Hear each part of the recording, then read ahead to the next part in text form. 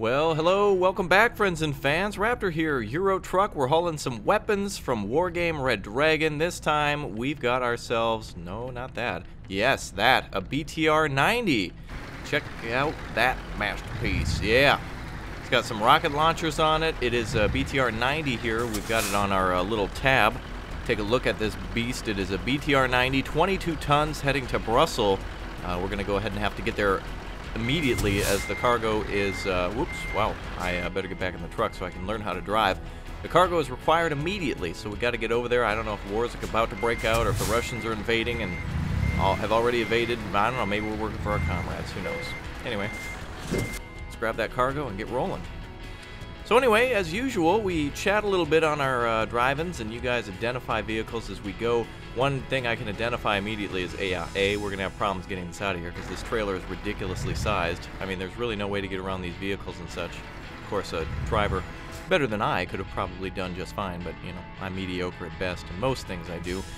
So, here we have to pull up here and get through this narrow opening. This is probably any truck driver's worst nightmare in this game, and it definitely is when you're playing multiplayer. I'm going to try to sneak into the intersection a little bit and, or rather, well, I guess this is kind of an intersection, and go with traffic. Wow, we got lucky. This truck's going to have to stop. Thank you so much for doing that. All right, great. So let's take a look at this beast. BTR 90 with the ATGMs on it. You guys can tell me all about it. I think it has, what, the spindle ATGMs, and you can identify all the other vehicles when we're on our road trip. Should be about a 4.5-hour drive, which is about maybe 25 minutes game time, so that gives us plenty of time to chat about Wargame and all the other things in the world, war-wise, weapon-wise. So, anyway, what other vehicles would you like me to transport around? There's a huge selection of them. We have the Leopard 2A5s, we have Humvees, we have Avengers, all sorts of, probably you could name it, I could probably transport it. So, anyway, we're going to get in the left lane here. We're going to be taking a left. I believe we're in Amsterdam right now, Haute-Vadoma. So we're heading south on the A10 to get to Brussels. We're going to have to swing through France, I believe, in order to do that. Let's just go ahead and take a look at our mini-map, or our road map here. And so, yeah, we'll be heading, I guess we'll be heading west, rather east on the A1, south on the A50, A73, and then back west on the, this doesn't actually have a marker here,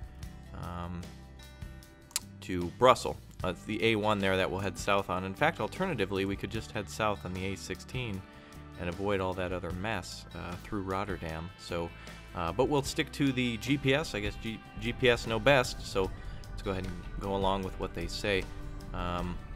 Alright, do we see any other vehicles here? No, I see a truck parked here. Let's see. No, looks like we're the only one hauling a military vehicle around here. Alright, let's go. Alright, so it looks like we've got some pretty accurate European license plates here. It's kind of impossible to see exactly where they're from. Definitely not the Nederlands or anything like that. Alright, so we're going to take our left turn. Hopefully this thing doesn't roll over, which it definitely won't. Custom trailer here made for the mod to carry a bunch of vehicles. We're going to have to line up here one at a time, please. I'm so used to not having AI traffic from the multiplayer, so this will be a little bit more to get used to. Luckily this time around our cargo is a little lighter, so our reaction time will be much greater in speeding up and slowing down, and also in terms of a shorter trailer, which means that it'll be easier to control, though it's not one of the extremely short trailers which usually cause some trouble. Alright, we've got a car coming here. We should be good after this one, and there we go, right through the intersection. Alright. Into the right lane, cutting off a bus there. Yeah, well, we have the right of way as communism. Alright, so the BTR 90 there with its autocannon, ATGM launchers. It's also, BTR is Russian, I believe, for armored troop transport or armored transport. Look at what, oh, was that a Kasatka right there? Possibly. Cool looking helicopter for sure. We aren't going to need any fuel, so we'll just head to the GPS zone by going south through all those wacky ways. I was just trying to see here what this sign was, but it was the gas station sign. At first I thought it was just like a giant video screen or something. That was weird. Ah, good. So now we get to relax. We get to chill out. By the way, nice thing about this game is that you can actually go up over 90 this time. In the multiplayer you cannot. In this you can. I wonder what that was. Comment below. Alright, I'm going to try to keep it on the road and also not die. That would be probably good. better than not. All right, we're going to keep it under 110 if anything. Roads here should be pretty lightly curvy, and I don't see any bad weather coming our way. Looks like it's just going to be a little hazy with some sun. Well, that looked like an artillery piece there. Yeah, so you're probably wondering, Raptor, why are you transporting BTR 90s and all this other stuff from, like, you know, Germany to France and stuff like that? Well, the reason is the game really doesn't really matter where you're transporting the cargo from. It's just military cargo in general, so it doesn't actually keep Russian vehicles in Russian territory, that kind of thing. Oh, looks like we got another something here. Is this another Kasatka? Who knows? We'll be getting off the road in just a second, so be sure to identify it. Oh, wait, he's coming with. And he's got some rocket pods, and you can see the helicopter blades just below the helicopter as well. So that's a really cool touch to actually put those on the trailer. And that trailer is pretty cool looking as well. I wonder if it's the same as ours. Might be. Nope, a little different. Slightly. All right, we're going to go ahead and pass him so we can get going. So spring is on the way. It is still snowy out for me, but it is looking spring in this world, so it's really heartwarming and gives you hope to get through those rest of the cold months. It's been definitely a cold winter here, but not any above average snow or cold. For those of you in the, I guess, anybody who measures with centigrade, right now for me it's about +8, so I've got the window open. But for those of you in the United States, what is that, like 33 degrees or something like that? No, it's probably like, it feels like it's in its mid-40s, so it's nice to see it come around again. All right, so I think, is this a Lynx? Could it be? I don't know. I actually am no or Gazelle. I'm definitely no expert on helicopters, especially. Ground vehicles are much easier to identify for me. Helicopters, it's a whole new world. I'm not as familiar with them. Of course, there's so many variations of tanks. You know, you've seen a T-72, you've pretty much seen them all. As the chassis is always identifiable, but the turret may change, or the engine, you know, then it gets a whole new year designation, that kind of thing. So yeah, we're on this bridge right now heading into Germany from the Netherlands. I think this may be, again, I'm not as familiar with the Netherlands geography, but I assume this is could be a national border. It looks like there's a line here too, so this might, oh no, that's just a drainage pipe. I thought that was an official border, but I'm not exactly sure. So those of you who speak Hoppadoma might be able to tell me. Also, that's Dutch. All right, we got a parking zone up here, I guess a rest stop. One thing I'd like to do, ooh, look at that. One thing I'd like to do is pull over and take a nap, but oh, that's right, I'll have to do that in this game. I was going to say, but this is multiplayer, but no, it's not. Another thing I think they're doing in this game is those buses you see, I think eventually they'll make a game, which is Busing Simulator or something like that, or it actually may be out, I'm not even sure. Alright, let's go back over to the right lane. I'm not going to signal or anything. I'm going to try to keep it professional, but some things are just, I mean, if I lift my hand off the mouse in order to signal, that's when a car is going to pull right out in front of me. Alright, so we've got a big semi leaving the road here. We've got two cars up ahead, one on our left. Oh, Fedoma. Actually, we're going to have to leave here. Oh boy, I wasn't paying attention. And we're going to ram this guy. Holy crap. Oh boy. Trying to go fast, that's when you make mistakes. Like Sonic. Gotta go fast. Well, we can look at the vehicle a little bit more while we're trying to get free from here. I just need to straighten the vehicle out a little bit. Trailer's got all working lights and everything, and you'll probably see it again and again. This seems to be a very good universal carrier for vehicles. My mistake there, but good thing we didn't ram that car. That would have been worse, damaging the engine and paying a fine for that. Here it seems like we just scraped up against the guardrail. And again, these trailers are not as typical as they are in the game, so the roads are definitely not made for these types of trailers. So if you want an added challenge, and like specifically you need to be in a very particular part of the road in order to make some of these turns. You can see here that I'm just going to cut off who's ever coming from the left, and I don't know, truck hauling grapes, I'm not sure. But it looks like we made it through there okay. Alright. Ooh, that was a Cobra. That was a Cobra. Alright, so anyway, what are some of your guys' favorite foods? I seem to be snacking on general stuff a little bit more than actually having full-sized dinners. When I visit family, of course, you know, it's like being spoiled. You got all sorts of different vegetables and such. And when you're alone, it's just like, sandwich is fine. Because you go to great lengths to open all these cans and make mashed potatoes for yourself. I do it a few times, but it seems to just be easier to make, you know, like a thing of french fries and a burger rather than, you know, making like a whole roast for yourself. It's nice. On the weekends, you know, when visiting family, that's a little bit different. You know, on a Friday night, as we usually do, it's something, a bit of a more special occasion in order to have something like meatloaf or roast something, or even like a whole chicken. Oh my god, look at this. I'm actually holding the brake. Wow. Alright, this thing is much heavier than 22 tons, I believe. That does not seem to be accurate. Because I was waiting to make that turn, and at 22 tons, by the way, the base game, the most, the heaviest equipment, I believe, is 25, and usually ore. If you're hauling coal or iron ore or something like that, that's 25 tons. But here, this is 22, and it does not stop on a dime. Or maybe I'm just too used to the multiplayer, and I was doing like 100 and something, but I get lost in my thoughts on the road. This seems to be a very, very good game for people to calm down in as well. Brutal Moose, which is another YouTuber, which is like a surprise favorite of mine. I found one of his Lego island videos to be absolutely hilarious, and when I saw one of his videos where we're kind of just reviewing Euro Truck, he just had nothing to say, but you know, it's kind of boring and mesmerizing, but it's actually wildly satisfying. Something about delivering things from point A to point B, whether it be a train simulator or a ship simulator. I don't know if it's actually the simulator part that people like, or just feeling accomplished from bringing something from one place to another.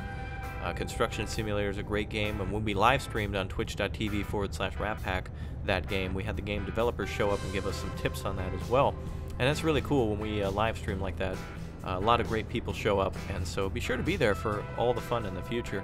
A shameless plug, I know, but much fun to be had there. Don't miss out on it. I wonder if, ooh, wait a minute, we're linking up with another, oh, wait, is this another BTR 90? Look at that. Okay, we got the BTR convoy going. Alright, so the invasion has begun of Germany. Through the Netherlands, Russia invaded, and now into Germany. So we'll stay chill behind this vehicle a little bit. It's nice when you're with trucks because they handle a lot, nicer than cars in terms of their acceleration and their turning, and their braking is a lot slower, so you get more time to respond to it. This guy's doing about maybe 65 here, maybe 60. So we should be in there in about an hour and a half. I wonder if I could tell you guys some stuff about myself. I wonder what you guys would like to know. What kind of, you know, serious, honest, and good-hearted questions that you would have. Like, for instance, education, or what do I do for a living? I work in, I guess, at the moment, I work for the last few years in the, I guess you could say, the mortgage industry. I do analytics for them and look at researches and reports and send out data to consumers, making sure that they understand the rules and the risks of buying a home. Like, for instance, if you buy a home and lose your job, that doesn't matter. You still have to pay that loan back. You signed something, and you have to be honest, and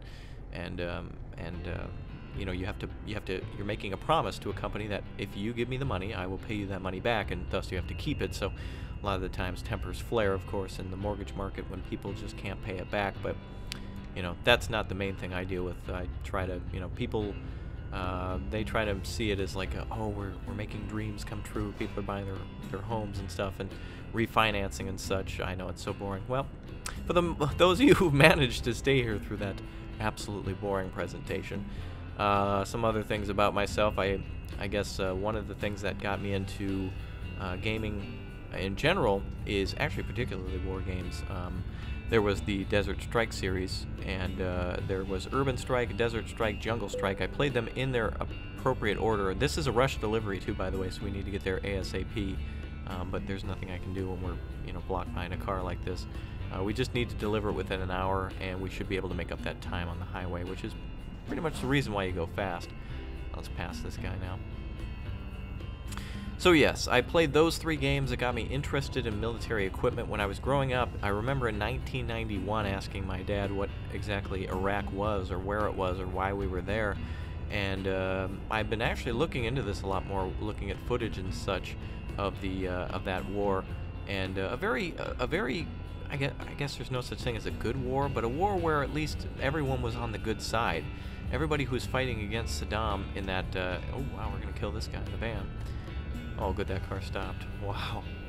But everybody who was fighting in that war was at least trying to stop Saddam from, you know, intimidating Kuwait and taking all the oil and really screwing with the borders and everything that, you know, nobody, I don't know, the UN sanctions and everything were all on the side of getting him out of there and everything. And, you know, I don't know much about modern wars. I guess there's really not much to know until a war is over, who's the victor and who's defeated, and in the long term things seem to normalize a little bit. But you know, with games like this, the Strike series, and then on to games like Red Alert and Command and Conquer, which were fantastic, up to even Red Alert 2, and then on to games like World in Conflict, and then eventually European Escalation, which got me to where I am today in terms of a lot of you knowing me from that, and that's a really awesome thing. And recently I got to thank Alexis Ledresse for the game he made and the memories that he's allowed me to make with these people. So it's a real cool thing that you know, I get to do this because of, you know, my interest in games, and somebody had to make the game, so it was really cool thanking somebody who you know, you can you know, pay homage to the fact that they worked hard to make a ton of people happy, and that's awesome. And this game seems to have a lot of the same qualities too. All the mod makers and such who make, you know, mods like that where we can literally haul a BTR 90, and there are different maps as well. Scandinavia coming out very soon. It sounds interesting how I'm mentioning Scandinavia again, even though we were talking about the Scandinavia update forever for Wargame, and that finally came out. Now we're waiting for the Scandinavia update for Euro Truck. So obviously it's a real hot place right now. There's a lot of games being made there. There's a lot of people going to school there, and it's amazing. Paradox Entertainment, Massive Entertainment, which is an affiliate of Ubisoft, made World in Conflict, and so there's some real good memories in terms of that game. So we're coming into port now, if you will. We're just a few minutes out, and did you identify any of those vehicles back there? What'd you get? Go ahead and you can actually, you may as well comment as you watch. Just pause, comment what it is, and comment again. But hey, play any way you want. It's kind of like trucking bingo. I guess the one of you who gets the most wins. I don't know what you win, but I guess you could win a little bit of a thanks from me. I'll comment back to you guys in the comments down below, and that kind of thing. So we should have a green light here in just a second. Go yellow, go yellow. These lights, by the way, are very realistic, except for the part that one didn't turn yellow. Does that not happen in Belgium? I don't know. I know it happens elsewhere. Very nice, by the way. European traffic lights will go from red to yellow to green, and then yellow and red again. So if anybody's got to get into gear, it basically gets you to wake up and pay attention. We'll see again. I don't know, maybe that was a system thing that didn't happen, but we'll check it again here. Trailer looking awfully nice. Truck looking real cool. Wonder what that is there. Grain or something being hauled. Ooh, what's that? I know we saw that last time. Alright, so this is a real calming experience. I'm really enjoying making this series. It's really fun to do, and I really don't have to do much other than just, you know, talk blindly into a microphone and drive around, which is pretty much what I do when I play Wargame and such. And I very much miss the Wargame Red Dragon campaign. I wish there was more to play. So many of you love that, and I'm so appreciative of you guys tuning in for that. And now it's time to turn in to this factory here. And by the way, this is going to be the same as the one where we delivered it before. It's going to be a real tight fit for this trailer. Watch it in the mirrors now. Good. All right. Made it through no problem. Both sides are clear. Tight turn here. Now, I wonder what kind of steering wheel should I get if I was to get one. I've had recommendations for the G26 or 7, something like that, from Logitech. Some of you do racing games and simulators like this, so you guys would be the experts. I'm just kind of showing off the mod. And one thing I should do in the future is probably show off where I got this mod as well, and the websites. I can't remember off the top of my head since this was kind of my favorite mod at the time, but I'll do some more stuff in the future. Now, our last cargo we didn't park because it was just, the trailer was just too unwieldy, but this time, let's do it.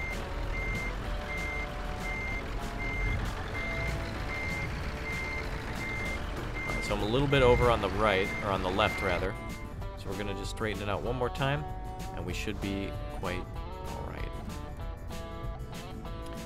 By the way, these windows remind me of the interview. They're just pictures? Alright. And one more time, watch that right mirror. Holy crap. Alright, let's see if we can straighten it out. Still not easy parking a trailer in this game. Definitely not. You must be very precise. And with these modded trailers, they don't handle like the million before. But I got it. Oh, wait a minute. Oh, I was going to just back it a little closer. I guess I should have just stopped when I was ahead. Alright, there we go. And that's it. So, a good work. I think we may have been a little late on that. I'm not sure, but that's why we got the good work. Damage penalty. Oh, 3% on the damage there. I must have bumped it at some point. So there goes the XP. And there I go back to trucking again. We'll try to get some more cargo in the future. Maybe we can take a look at the freight market. You guys can vote if we see anything there. Otherwise, I will see you guys next time. Looks like no military cargo here. Looks like, ooh, the SS-27 is available again. And beverages as well. What else do we have in Lille? Oops, that's the whole world map. Well, we'll find something. Perhaps the Oshkosh MTVR. Oh boy, that's going to be quite a long haul. All right, I will see you guys next time. Bye.